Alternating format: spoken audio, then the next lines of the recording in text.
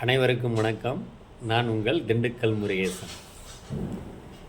அன்பு உறவுகளே, இன்னைக்கு ரொம்ப ஒரு முக்கியமான தினம்.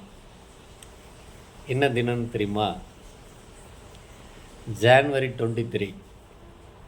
யாரை பற்றி இப்போ பார்க்க போகிறோம் அப்படின்னு கேட்டால், தாய் மண்ணிற்காக தன் மரணத்தையும் மர்மமாக்கிய மாவீரன் சுபாஷ் சந்திர போஸ் அவர்களை பற்றி சும்மா ஒரு 4 லைன் திரும்ப சொல்கிறேன்.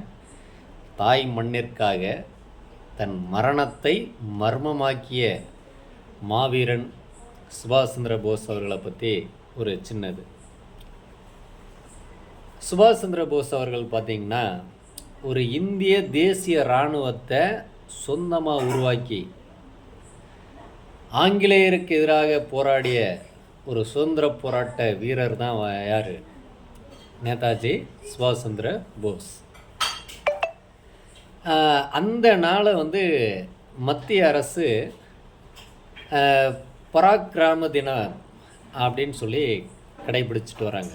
பராக்கிராம தினம் அப்படின்னு சொல்லி இன்றைக்கி ஜான்வரி 23 கொண்டாடிட்டு வராங்க. அவர் எப்போ பிறந்தாருன்னு தெரியுமா? 1897. எங்கே பிறக்கிறாரு?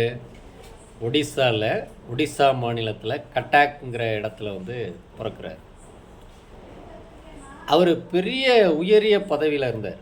சிவில் சர்வீஸ் பணியில் பணியாற்றிட்டு இருக்காரு.